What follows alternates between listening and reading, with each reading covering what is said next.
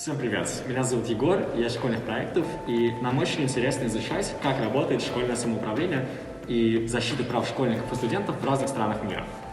В России какая-либо самоуправленческая деятельность школьников внутри школы развита очень плохо. Она либо существует формально, либо школьного самоуправления нет вовсе.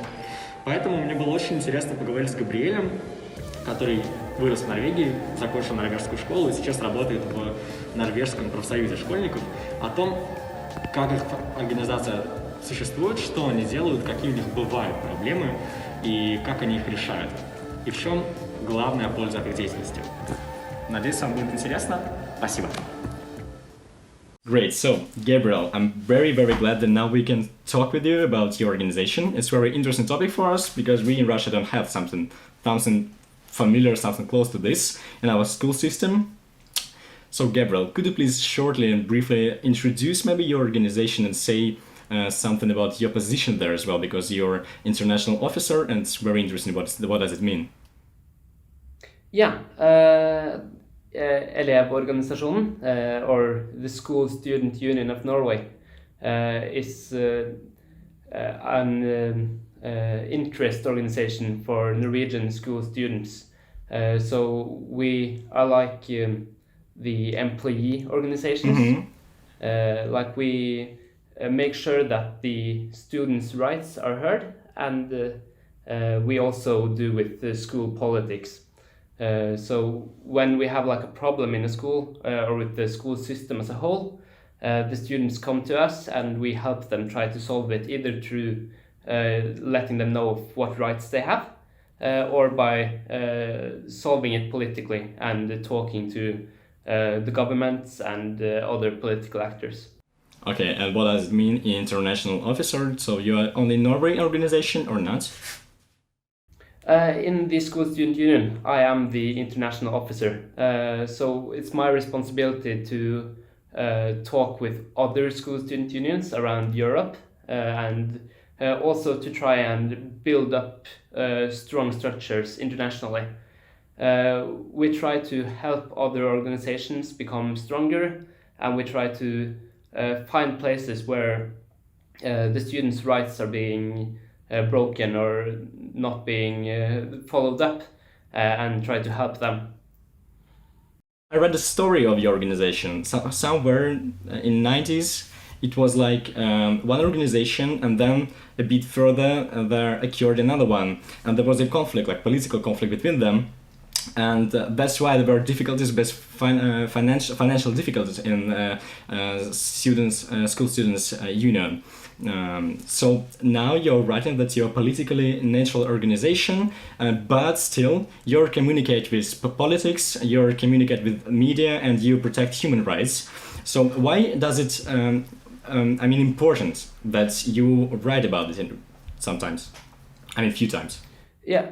Okay, so what happened in like the 90s was that we had one national school student union, like we have now. But there were two major groups of conflict, like one connecting to the Norwegian Right Party and one connecting to the Norwegian Labour Party. And those were in great conflict. So like 1 year, half the central board was dominated by right political activists, and they tried to enforce the Right Party's school policies. And other times it was the Labour Party. But between those there were a great bit of conflict, and in the 90s they split up into two different organizations. One right organization and one left organization. And because they used so much of their time to try combating each other instead of trying to help their members, both of them went bankrupt. So when in 1999 their leaders came together and said, we can't do this anymore, we're destroying both our rumor and our political message. So they went together and started a new organization that was politically neutral. And what we mean by that isn't that we don't take a stand in the political matters, but we don't try to follow any party, any movement. We just try to push the policies that the students want, and that makes like the best school, not necessarily connected to one political system. So we can take some, say, Labour Party ideas and try to push those and say those are great ideas, while simultaneously also picking up different ideas from the Right Party and all the other national parties and political actors.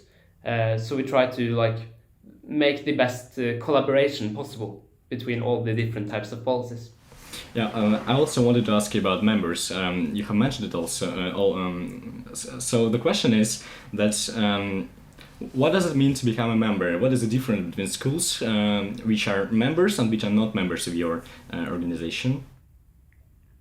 Okay, we have some like members only offers.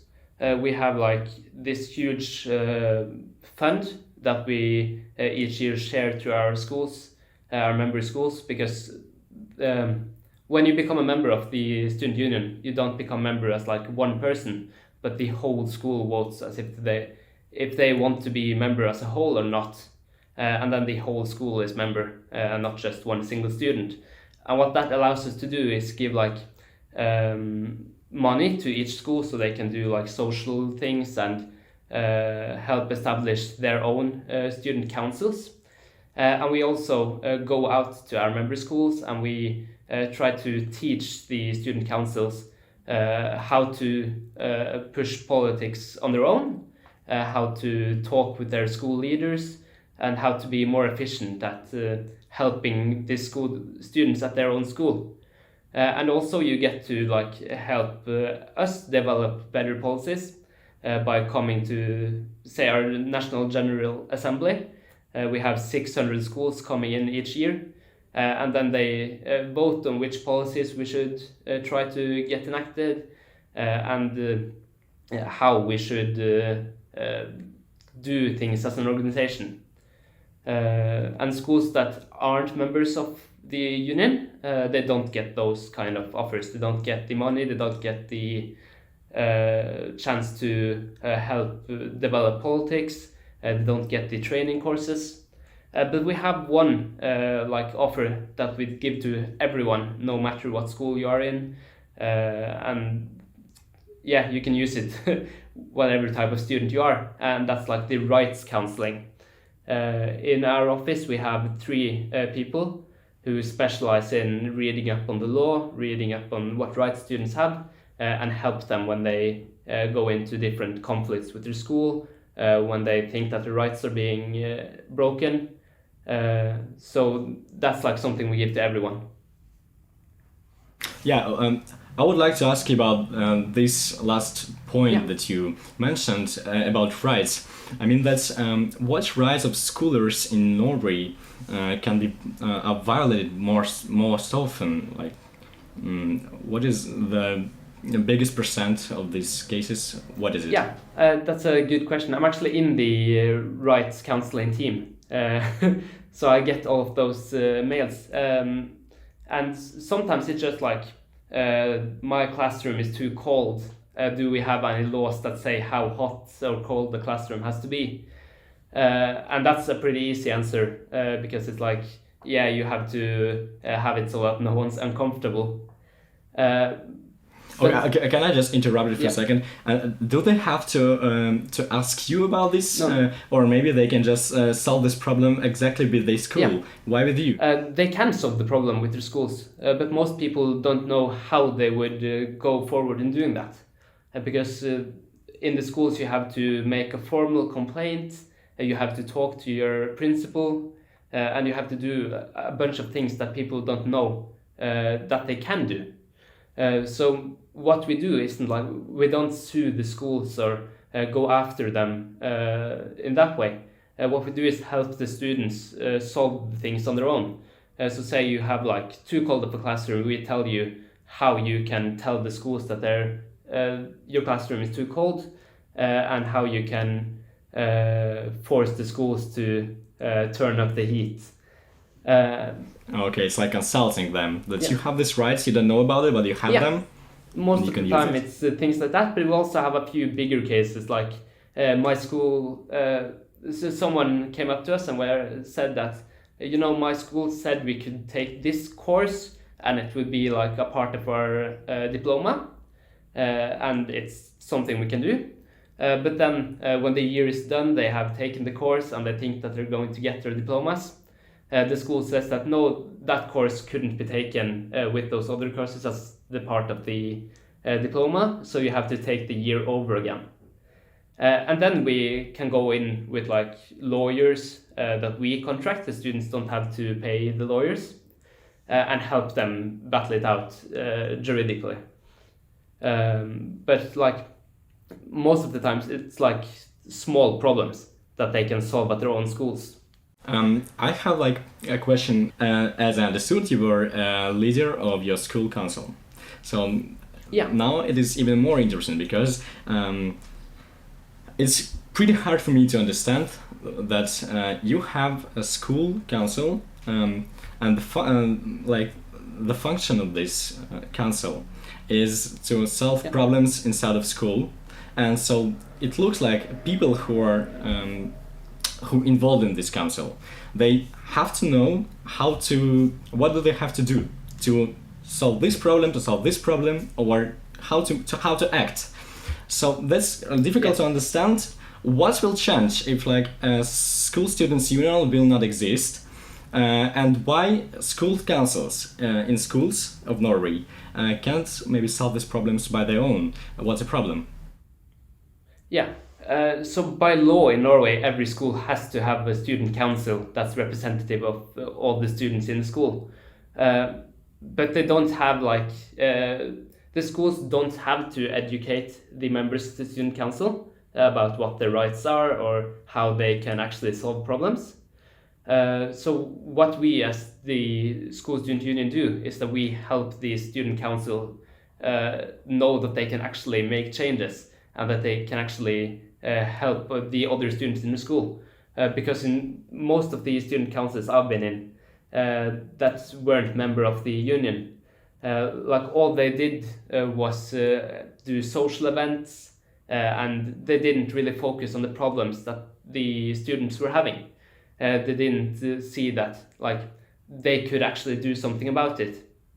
So instead of actually trying to help people know their rights and to help them solve the problems in their school, they didn't know that they could do that. So they just made like Christmas balls and things like that. So it looks like a problem so what- that's Yeah. school councils that's like mandatory in Norway schools. Yeah. Looks like it's useless when we have to have this council, but this council doesn't have to be useful because we don't have to teach these children there for solving problems and their rights and so on. We completely agree.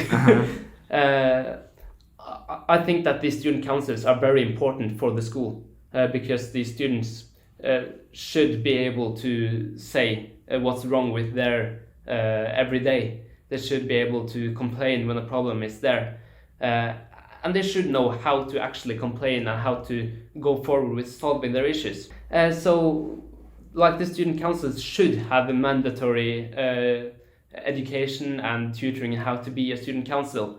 And that's some of the things we're trying to create in Norway. Like routines on how to educate your student council, how to make sure that they know their rights as a council and that they can actually do something in their schools. I have a question in this field.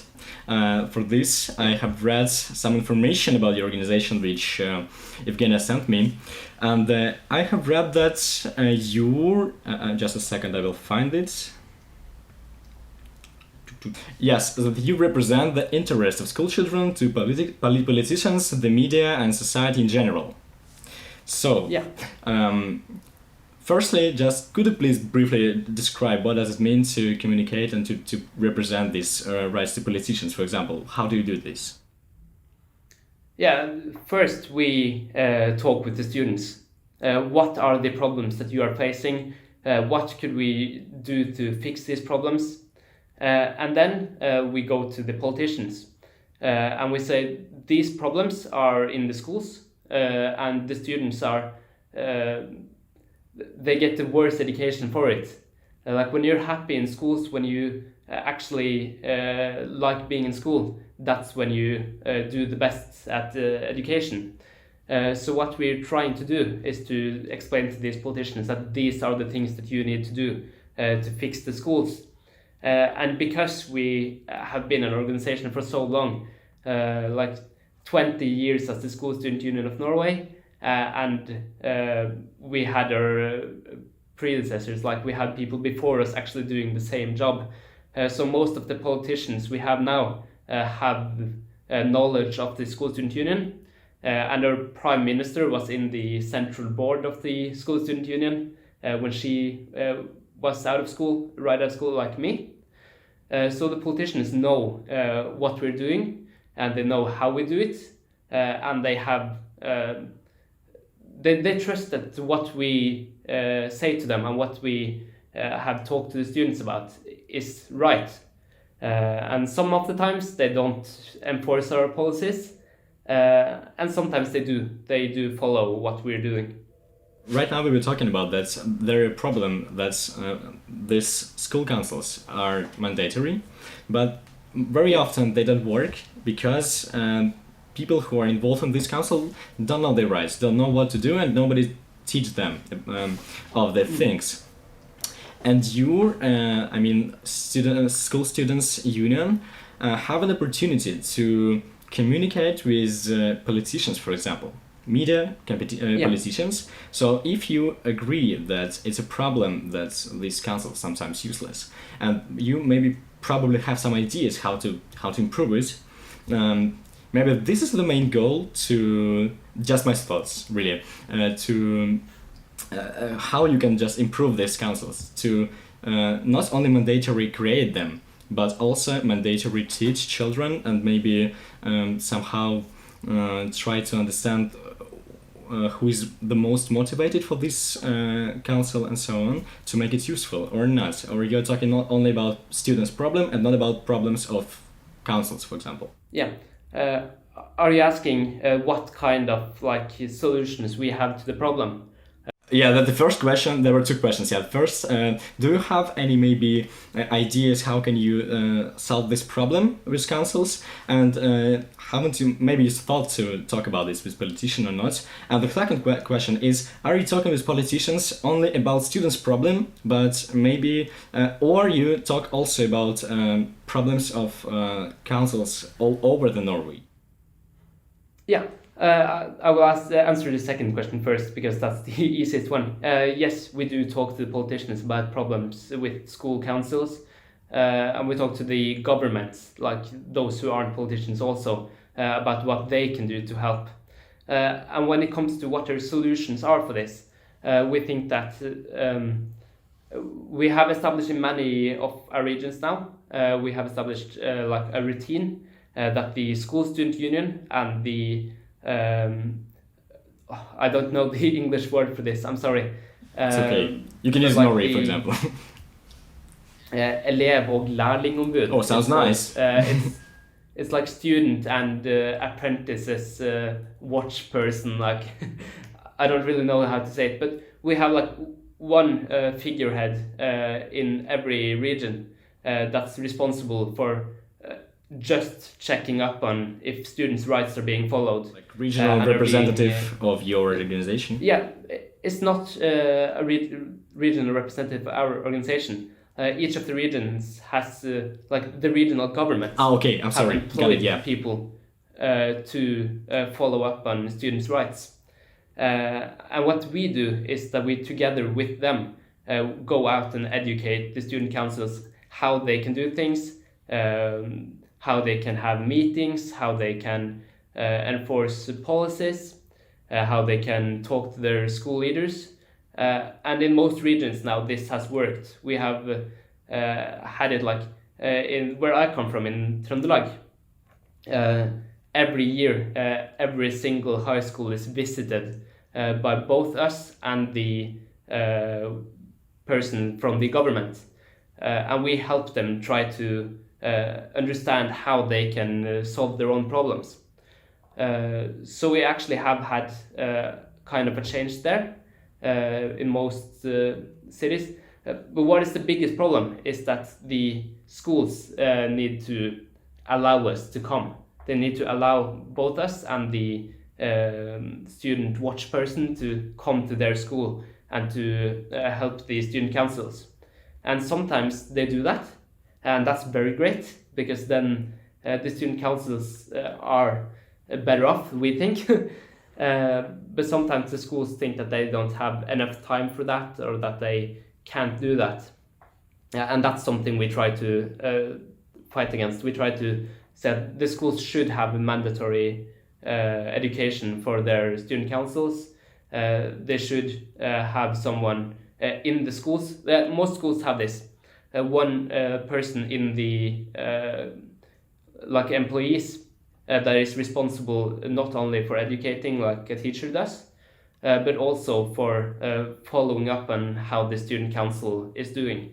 But what we see is that even if they have people there who are supposed to help them and supposed to explain what the rights are, often these people are uneducated about student councils in general, and also they are just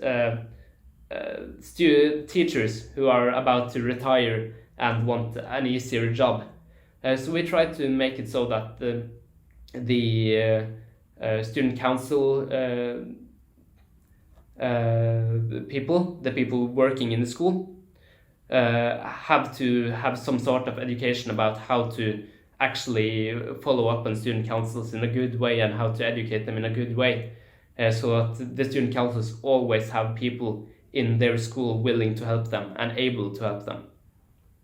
Last question about politicians. I would just ask you about maybe you know some statistics. More often they help or not, and so is it like useful these meetings with politicians about student rights and so on? Yeah.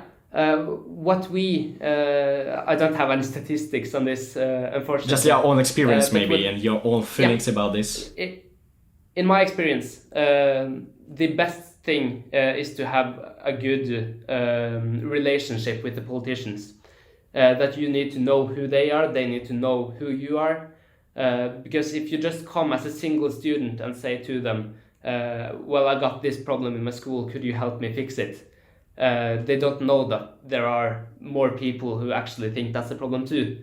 But when we've talked to a politician for years and we've known them for years, they know our organization, they know the people in our organization, and they know that we have like 150,000 students in our back when we tell them that this is a problem in schools. They more often than not are willing to help, but sometimes they don't agree with the policies that we want to enforce. So they can say that, yeah, we agree that that is a problem, but we have this solution to fixing it. Yeah, the most interesting question, one of the most, is about you support school initiatives. You have fund from which schools can get requests for funding their initiatives, their activities, and it's not like small money. It's like €3,000, and it's good money for their projects. So how this project goes? Okay, yeah, so we've had a bit of a change. Like what you can use the money for, it often changes.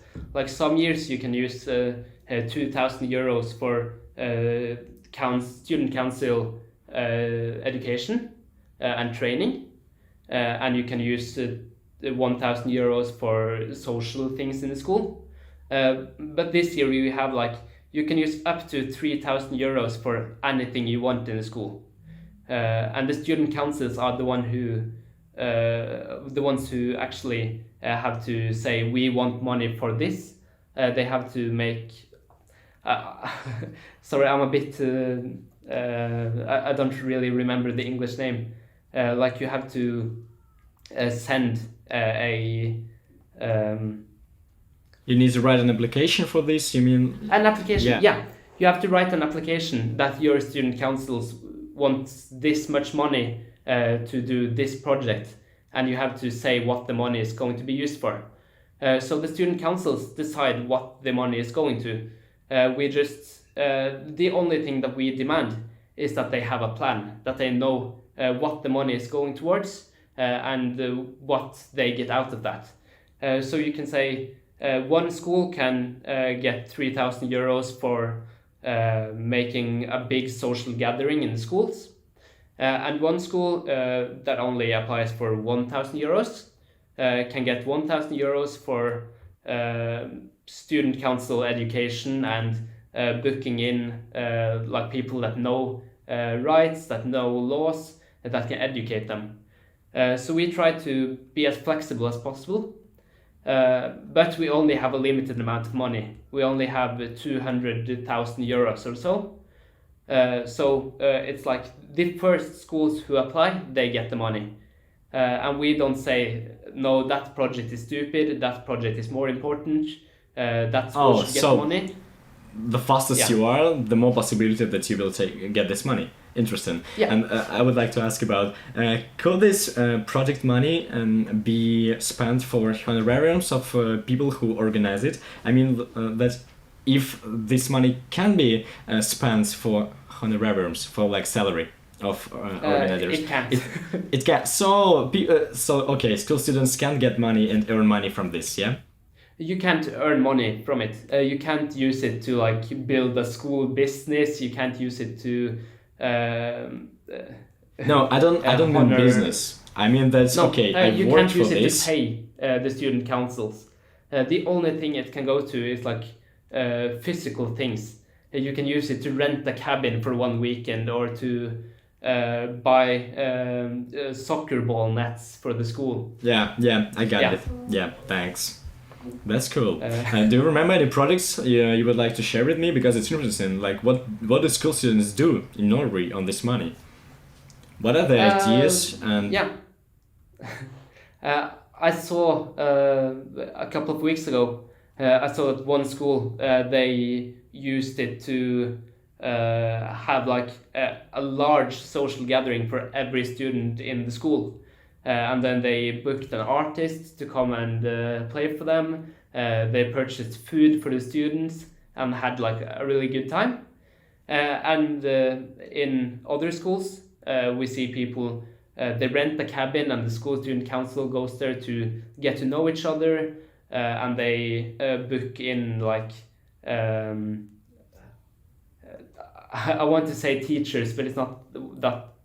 They book in like people that are experienced and that know things to educate them about matters that they want to be educated in. Like trainers of something. Yeah, trainers. And some schools use it to also in that way, but they like get in people that know a lot about sexual health and have them talk to every student in the school. And that's one of the ways you can use the money. There's a lot of like leeway in what you can do. And in my school, my upper secondary school, we used the money to buy ping pong tables because we didn't have anything to do in the recess, and we wanted to be able to do something physical. We wanted to have something to do, so we bought ping pong tables with money, and we just had to apply for like 1,500 euros to buy 2 ping pong tables and a set of balls and rackets. So, I would like to ask maybe the last question in case of our conversation. When you were a schooler, just your experience, have you interacted somehow with SSN, I would call it like that, I mean School Students Union of Norway. Have you interacted in some way? One of the problems we're facing is that we don't have enough resources to talk to every single student. So say you're a student that isn't in a student council, you just go to school, you take your classes and then you go home. You wouldn't interact directly with the School Students Union. But we interact with the student councils. We talk to them, we hear what kind of issues are the students in your school talking about. And then they go out to their classes. The representatives in the council go out to their own classes and ask them, what issues do we have in our class? What issues do you have? What issues do you have in school? And then they go back to the student councils with that information. They say, these are the problems we have in our classes. And most of the time, it's like the other classes also face the same problems. And sometimes they solve that in their own school. And sometimes it's like larger issues that other schools have too. And then we pick up on those issues and we try to talk to the politicians about the bigger issues. And when I was a student, I talked to the school student union a lot because I was in the regional board, I was in the student council, and I was very interested in school politics and in student rights. And I tried to push that onto my classmates also, but they were more interested in how they were doing in class, how their school day was. So, like, if you're motivated in changing things in your school, you will often come into contact with the school student union. But if you just aren't that motivated, you will come into contact with your class representatives, and they will take the issue for you. So I mean that's when I asked this question, I meant that maybe you remember some changes that you are really proud of, that you achieved it. Yeah, in 2017 we got a new law in Norway. It's a part of the educational law, but it was an amendment to one of the student rights. Before that, if say a teacher was bullying you or another student was bullying you, and you told the school about it, they didn't really need to do anything. They didn't need to actually do something. They could just talk to people. They needed to talk to the students and ask them, are you bullied in school? Who bullies you?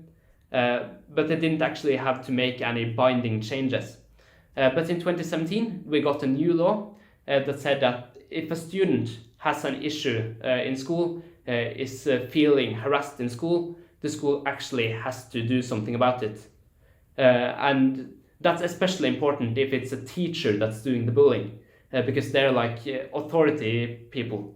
And if a teacher was bullying you before, you couldn't actually do something about it. If you told the school and the teacher was like, no, I disagree, I'm not bullying the student, the school could be like, oh, okay, that's all right. You know, this change sounds... But in 2017... Oh yeah, it changed, I understood. And it sounds really great, Yeah. but the question is how exactly can a school influence this problem? How can they do something? I mean, schools. You think like In case of just one school. yeah, in case of bullying, in case of when something happens, something like that, what Yeah. schools now have to do to fix it, to Yeah. change it? They have to have an active solution. If it's moving the teacher, like having them teach at another school or another class maybe. If that's a possibility, they will try to do that.